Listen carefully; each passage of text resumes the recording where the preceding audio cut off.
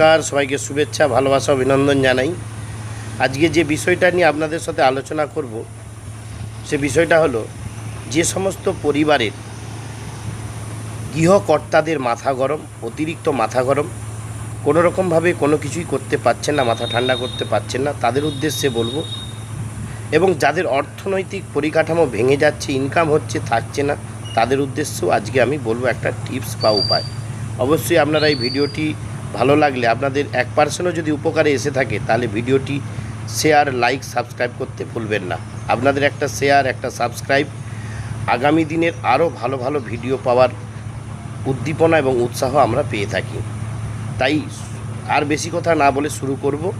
যে সমস্ত বাড়ির কর্তাদের, গৃহকর্তাদের মাথা গরম, বা যার মাথা গরম, অবশ্যই তার বালিশের নিচে মায়ের থানে যে বলি হয়, সেই বলির রক্তমাখা মাটি নিয়ে এসে কবজ করে তাকে, মেয়ে হলে তার বাঁ হাতে, ছেলে হলে ডান হাতে, কবজে ভরে পরিয়ে দেবেন যে কোনো শনি মঙ্গলবার।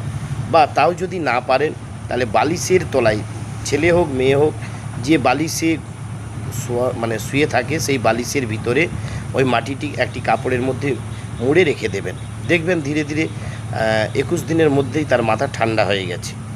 এবং যে সমস্ত পরিবারে অর্থ আসছে কিন্তু অর্থ রাখতে পারছেন না, অর্থ শেষ হয়ে যাচ্ছে, তাদের উদ্দেশ্যে বলবো, বাড়ির ঈশান কোণে একটি মাটির ভাঁড় নেবেন। সেই মাটির ভাঁড়ে কিছু পরিমাণ ইঁদুর মাটি, অর্থাৎ ইঁদুর যে মাটিটা তুলি, সেই মাটি সেই ভাঁড়ের মধ্যে ভর্তি করবেন।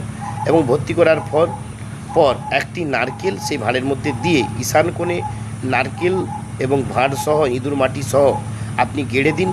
21 দিনের মধ্যেই আপনার বাড়িতে অর্থ সঞ্চয় হবে এবং নেগেটিভ এনার্জিটা দূরীভূত হবে।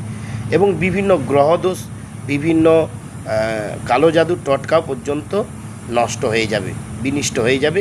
আপনি এই উপায়টা করে দেখুন যে কোনো শনি মঙ্গলবার। সবাই ভালো থাকবেন, সুস্থ থাকবেন।